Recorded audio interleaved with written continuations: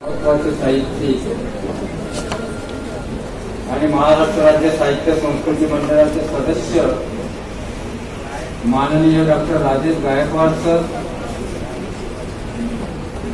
या ठिकाणी उपस्थित असलेले माननीय Jagan Karade sir, doctor Vidyadhar Bansod sir, doctor Sunil Ramshete, माननीय डॉक्टर विलास तायडे आणि या ठिकाणी त्यांनी जागतिक आंबेडकरवादी साहित्य महामंडळाची अत्यंत चांगल्या पद्धतीने भूमिका मांडली ते आमचे मित्र डॉक्टर रवींद्र तिरपुडे सर, आणि ज्यांनी या कार्यक्रमाचं अत्यंत चांगल्या पद्धतीने प्रस्तावित केलं ते आमचे सन्माननीय मित्र ॲडव्होकेट भूपेशजी पाटील सर आणि या ठिकाणी उपस्थित असणाऱ्या माझ्या सर्व बंधू आणि भगिनी. जागतिक आंबेडकरवादी साहित्य महामंडळाला आता 11 वर्ष पूर्ण झालेली आहे. या 11 वर्षामध्ये आम्ही महाराष्ट्रामध्ये अनेक साहित्य संमेलनं घेतलेली आहेत. 2019 मध्ये आम्हाला अखिल भारतीय आंबेडकरवादी साहित्य संमेलन घ्यायचं होतं आणि त्यावेळेला आमच्या समोर आर्थिक अडचण होती, पैशाची अडचण होती. तेव्हा मी ॲडव्होकेट भूपेश पाटील यांना म्हटलं की आपल्या चिमुरला साहित्य संमेलन झालं पाहिजे. बाबासाहेबांच्या विचाराचं साहित्य संमेलन झालं पाहिजे. तेव्हा स्वागत अध्यक्षाची सर्व जबाबदारी ॲडव्होकेट भूपेश पाटील यांनी त्यावेळेला स्वीकारली. म्हणजे आमच्या पैशाची जी काही अडचण होती ती त्यावेळेला सगळी अडचण त्यावेळेला संपली. अशा पद्धतीने चिमूरला आमचं पहिलं अखिल भारतीय आंबेडकरवादी साहित्य संमेलन झालं. त्यानंतर आम्ही खानगावला साहित्य संमेलन घेतलं, अड्याळला साहित्य संमेलन घेतली आणि हा जो नाटककार आहे त्यांचे जवळपास 500 ते 600 ग्रंथ आमच्याकडे येतात. आता 500-600 लेखकांना पुरस्कार देणं फार कठीण गोष्ट आहे आणि इतक्या लोकांचे फोन येतात त्यावेळेला की आम्हाला पुरस्कार, आमच्या ग्रंथाला पुरस्कार द्या, आम्ही जो बायोडाटा पाठवलेला आहे त्या बायोडाटाला पुरस्कार द्या, आमच्या परिचयाला पुरस्कार द्या. आम्ही इतके कंटाळून जातो की पुरस्कार देताना जेव्हा आमची निवड समिती असते त्या निवड समितीच्या समोर सुद्धा मोठं आव्हान त्या ठिकाणी उभं झालेलं असते. त्याच्यातून आम्ही मार्ग काढून जेवढे जास्त लोक आहेत, जेवढे जास्तीत जास्त लोकांना आम्ही पुरस्कार देण्याचा नेहमी सातत्याने प्रयत्न करत असतो. मित्रांनो, ही जी जागतिक आंबेडकरवादी साहित्य महामंडळ नावाची संस्था आहे त्याची स्थापना 2013 मध्ये झाली आणि या 11 वर्षामध्ये आम्ही 6 विश्व साहित्य संमेलनं घेतलेली आहेत. भारतामध्ये अशी एकही संस्था नाही आहे की ज्यांनी जगामध्ये संमेलनं घेतलेली आहे आणि ती डॉक्टर बाबासाहेब आंबेडकरांच्या विचाराची ही पहिली संस्था आहे आणि अत्यंत यशस्वीपणे आम्ही ही संमेलनं घेतलेली आहे. थायलंडला जेव्हा आमचं पहिलं साहित्य संमेलन झालं, मला वाटतं प्रकाशजी एवढे साक्षीदार आहेत, रवींद्रजी तिरपुडे आहेत, बनसोड सर आहेत, भूपेशजी पाटील आहेत आणि या सभागृहात जे काही बसलेले असते त्यांनाही माहीत असेल. सुप्रीम कोर्टाचे चीफ जस्टिस आले होते त्या संमेलनाला. जेव्हा थायलंडला आमचं संमेलन झालं होतं तेव्हा सुप्रीम कोर्टाने आले पुरुषोत्तमजी खेळेकर जवळपास 35-30 लोकांना सोबत घेऊन आले थायलंडच्या संमेलनाला. यावेळेला आमचं थायलंडमध्ये संमेलन झालं. त्यावेळेला बार्टीचे कैलास कंची आले होते, पुण्याचे खासदार अमर साबळे आले होते, आणि अशा पद्धतीने आम्ही पहिले विश्व साहित्य संमेलन थायलंड या देशामध्ये घेतलेलं.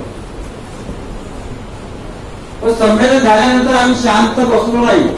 थायलंडच्या सरकारला वारंवार आम्ही पत्र दिलेले आहेत की तिथे डॉक्टर बाबासाहेब आंबेडकरांच्या नावाचं अध्ययन केंद्र झालं पाहिजे तिथल्या विद्यापीठामध्ये. डॉक्टर बाबासाहेब आंबेडकर विचारधारा विभाग सुरू झालेला आहे आणि तिथे अध्ययनाचं केंद्र सुद्धा. मलेशियामध्ये तसेच झालेले आहे. मलेशियामध्ये जे संमेलन झालं त्या सुधीर कुमार मुरमाळे, भूपेजी पाटील आणि रवींद्रजी चिरकुळे यांचा सुद्धा मोठा सिंहाचा वाटा होता त्या संमेलनामध्ये. आमच्या अंधेरीताई ठाकरे आल्या होत्या, आपले वासनिक साहेब आले होते त्या संमेलनाला. त्या संमेलनासाठी तिथल्या अँबॅसिडर आल्या होत्या मलेशियाच्या संमेलनासाठी आमच्या. आणि तिथल्या सांस्कृतिक, मला वाटते सांस्कृतिक उद्योग मंत्री होत्या, त्या सुद्धा आमच्या संमेलनाला आल्या होत्या मलेशियाच्या. आणि तिथे डॉक्टर बाबासाहेब आंबेडकरांच्या नावाचं जे वेलफेअर असोसिएशन आहे, त्या वेलफेअर असोसिएशनचे अध्यक्ष पंजाबमूर्ती आले होते मलेशियाच्या संमेलनाला. मला वाटतं यशवंत खडसे सरही होते त्या मलेशियाच्या संमेलनामध्ये. आणि सगळी भूमिका ऍडव्होकेट भूपेश पाटील यांनी त्या सगळ्या जे राजदूत होते, जे मंत्री होते, पंजाबमूर्ती होते, सगळ्यांना इंग्रजी भाषेमध्ये अत्यंत प्रभावीपणे ऍडव्होकेट भूपेश पाटील यांनी सांगितलं की ही बोलत होती. दुबईमध्ये सुद्धा आम्ही करणार आहोत. दुबईला आमचं संमेलन झालेलं आहे 4th. त्याचे अध्यक्ष डॉक्टर रावसाहेब फलके होते आणि श्रीपाद सबनीचे उद्घाटक होते. आमचे बरेच मित्र आहेत दुबईमध्ये. त्यांचं असं म्हणणं आहे की तिथल्या विद्यार्थ्यांच्या जर म्हणजे दुबईच्या बाहेर जे लोक राहतात आंबेडकरवादी, त्यांच्याकडून अशी मागणी झाली पाहिजे दुबई सरकारकडे की तिथे सुद्धा डॉक्टर बाबासाहेब आंबेडकरांचं संशोधन केंद्र झालं पाहिजे, विद्यापीठ झालं पाहिजे, विचारधारेचा विभाग सुरू झाला पाहिजे. आणि आमचा आता दुबईच्या सरकारसोबत सुद्धा आमचा पत्रव्यवहार सुरू होणार आहे. नावाचं फार मोठं विद्यापीठ किंवा अनेक विद्यापीठामध्ये आंबेडकरवादी विचारधारा हा जो अभ्यासक्रम आहे तो शिकवला गेला पाहिजे दुबईच्या विद्यापीठामध्ये. ही मागणी सुद्धा आम्ही दुबई सरकारकडे लावून धरणार आहोत. मित्रांनो, तुम्हाला माहित आहे की अलीकडे बौद्धगयेचा प्रश्न आहे. बुद्धगयेचं आंदोलन सुरू आहे आणि यावेळेच्या आंदोलनाचं सगळ्यात जास्त महत्वाचं जर कोणतं वैशिष्ट्य असेल तर या बुद्धगयेच्या आंदोलनाला जगाचा पाठिंबा हे पहिल्यांदा होत आहे. निघालेलं आहे की बौद्धगया जे आहे ते बौद्धांच्या ताब्यामध्ये असली पाहिजे आणि इथले जे ब्राह्मणवादी लोक आहेत, या बौद्ध मठामध्ये जे ब्राह्मणवादी लोक राहतात त्यांच्या ताब्यातून ते बौद्धगया मुक्त झालं पाहिजे. यासाठी अनेक आंदोलनं झाली मित्रांनो. पण पहिल्यांदा आज जागतिक पातळीवर हे आंदोलनं होत आहेत. जर्मनीत आंदोलनं होत आहेत, इंग्लंडमध्ये आंदोलन होत आहेत. हे कशामुळे होत आहेत मित्रांनो? काही लोक सरकारला त्या गोष्टीची दखल घ्यावी लागते. सांगायचं बरंच आहे मित्रांनो, पण या ठिकाणी काही जास्त बोलणार नाही. त्याचं संमेलन जे आहे ते श्रीलंकेला आहे. माझी एवढी विनंती आहे सगळ्यांना की जास्तीत जास्त संख्येने तुम्ही श्रीलंकेच्या संमेलनामध्ये सहभागी व्हा. दुबईला आमच्यासोबत 150 लोक आले होते. दुबईला म्हणजे 150 लोक 153 लोक दुबईला आमच्यासोबत आले होते. आणि रावसाहेब कसबेच्या संमेलनाचे अध्यक्ष होते आणि श्रीपाद सबनीस उद्घाटक होते. तर श्रीलंकेच्या संमेलनामध्ये सुद्धा तुम्ही जास्तीत जास्त संख्येने उपस्थित व्हा आणि हा जो डॉक्टर बाबासाहेब आंबेडकरांचा विचार आहे तो विचार जगामध्ये कसा पोहोचवता येईल, जगामध्ये बाबासाहेब आंबेडकरांच्या विचाराचं कसं प्रबोधन करता येईल, त्या प्रबोधनाच्या प्रक्रियेमध्ये तुम्ही सुद्धा सहभागी होण्याचा प्रयत्न करा. आणि श्रीलंकेचं संमेलन हे जे 5वं संमेलन आहे, 5वं आंबेडकरवादी विश्व साहित्य संमेलन, तुम्ही जर आले तर तो निश्चितच यशस्वी होईल. आपण येण्याचा प्रयत्न करा आणि त्या ठिकाणी उद्घाटनासाठी तिथले मिनिस्टर येणार आहेत. तुमच्या माहितीसाठी सांगतो, श्रीलंकेला जे संमेलन होत आहे 5वं आंबेडकरवादी विश्व साहित्य संमेलन, त्या संमेलनाला तिथले पेट्रोलियम मिनिस्टर येणार आहेत उद्घाटनासाठी. त्यांचं माझं बोलणं झालेलं आहे. तिथले काही धर्मगुरू सुद्धा येणार आहेत आणि तिथल्या विद्यापीठाचे काही प्रतिनिधी सुद्धा आपल्या संमेलनामध्ये सहभागी होणार आहे.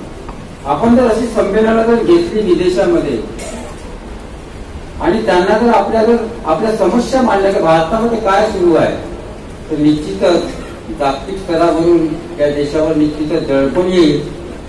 आणि मग हे जे बुद्धगयेसारखे जे काही प्रश्न आहेत किंवा इथल्या दलित अत्याचाराचे, हा जो आपल्यावर सातत्याने अन्याय आणि अत्याचार होत असतो, हा संपूर्ण जगामधून जर हा जर आवाज जर बुलंद जर झाला तर निश्चितच ही जी काही आंबेडकरवादी आपली चळवळ आहे ती वैश्विक पातळीवर गतिमान झाल्याशिवाय राहणार नाही आणि संपूर्ण जगामध्ये बाबासाहेब आंबेडकरांचा विचार गेल्याशिवाय राहणार नाही, असं मी या ठिकाणी आपल्याला सांगतो. आपण सर्व या वर्धापन दिनाला आलात त्याबद्दल सर्व म्हणजे पारितोषिक जे काही लेखक आहेत, जे विचारवंत आहेत आणि ज्यांना अनेक क्षेत्रामध्ये ज्यांनी काम केलं त्यांना सुद्धा या ठिकाणी पुरस्कार दिले जाणार आहेत. त्या सर्वांचं मी पहिल्यांदा अभिनंदन करतो आणि आमच्या विनंतीला मान देऊन प्रकाशजी करमाळकर सर, जगनजी कराडे, राजेजी गायकवाड साहेब अत्यंत व्यस्त शेड्यूलमध्ये या ठिकाणी आले, त्याबद्दल त्यांचे सुद्धा मनापासून मी आभार मानतो आणि या ठिकाणी माझं भाषण संपवतो. जय भीम, जय भारत. आपण सर्वांनी एका मिनिटासाठी जागेवर उभं राहायचं आहे. सत्य शोधक इतिहासाचार्य प्राध्यापक मामळ देशमुख आपल्यातून गेलेले आहेत. त्यांना श्रद्धांजली याच्यासाठी की त्यांनी ज्यावेळेस मराठ्यांचा इतिहास नावाचा ग्रंथ लिहिला तर याच नागपूरमध्ये त्यांची जिवंतपणे होळी यात्रा काढली होती. गणवाद्यांनी त्याच दिवशी त्यांची सन्मान यात्रा काढली. असा आमचा विचाराचा माणूस, यांना श्रद्धांजली आपल्याला अर्पण करायचं आहे. त्याचबरोबर बुद्धिस्ट देश बँकॉक आणि बुद्धिस्ट देश म्यानमार आमचे काही बांधव मृत्यू पावले, त्यांना सुद्धा आपल्याला श्रद्धांजली व्हायची आहे. आपण सगळ्यांनी एका मिनिटासाठी जाग्यावरच सावधान व्हावं. सावधान.